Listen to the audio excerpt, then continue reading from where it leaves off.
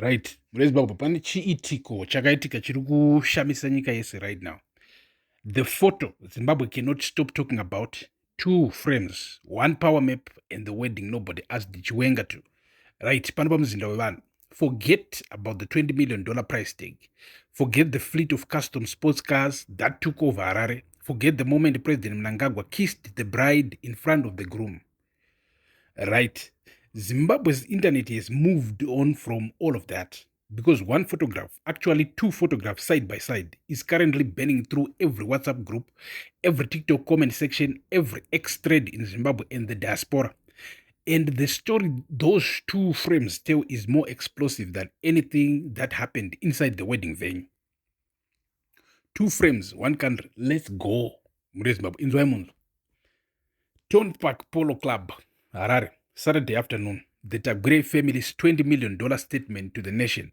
President Mnangagwa, the Passion Java, performing Chatunga and Sean Mnangagwa, flaunting, and Kudakwashe Tagwirei, the man who has been described as ZANU-PF's primary financial engine, whom ZANU-PF Politburo member Webster Shamu reviewed the ruling party relied upon to secure victory in the 2013 general elections, hosting the most expensive private event in Zimbabwe's modern history. This was not just a wedding. This was a demonstration of political gravity, a public declaration by the Tagwirei faction that it has the president, the socialites, the political heirs, and the champagne. A flex designed to communicate one message to every fence-sitter in ZANU-PF. This is where the power lives. Come eat from this table. Zimbabwe. Chiwenga publicly accused Tagwirei and Chivai of capturing the state, reflecting growing tensions within the ruling establishment over the influence of politically connected business figures.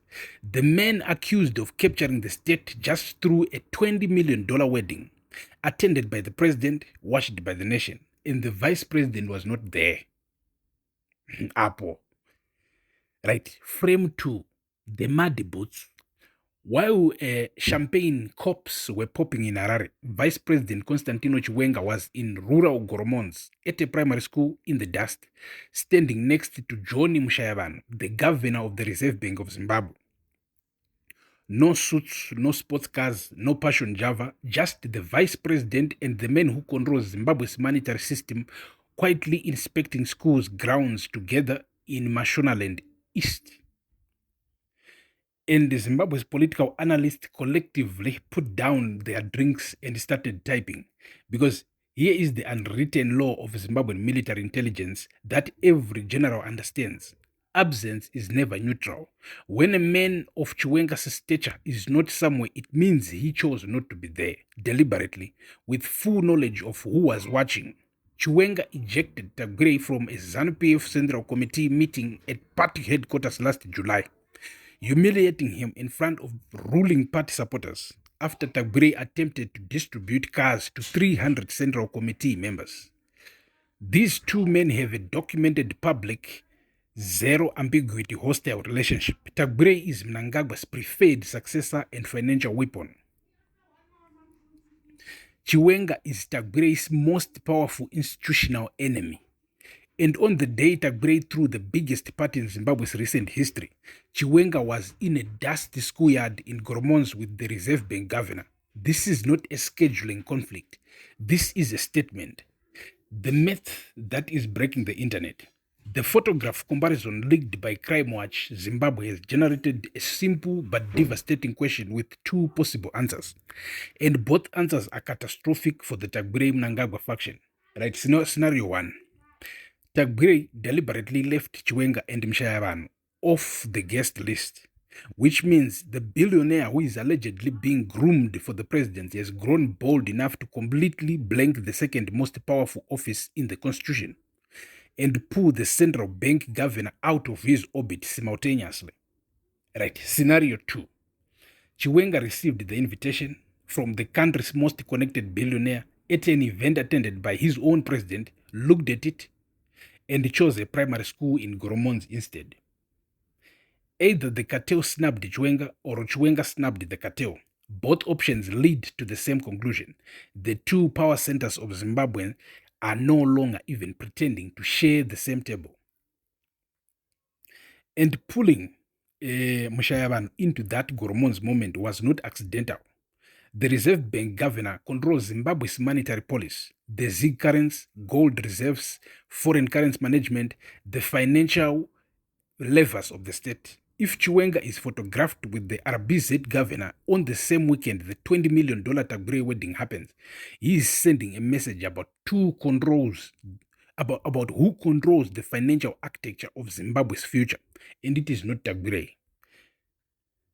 Let's talk about the timing. The timing changes everything. Here's what makes this photograph politically nuclear rather than merely interesting.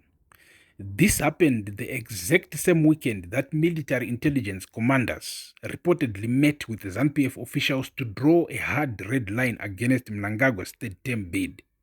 The same weekend that state media quietly began scrubbing ED 2030 slogans from broadcasts.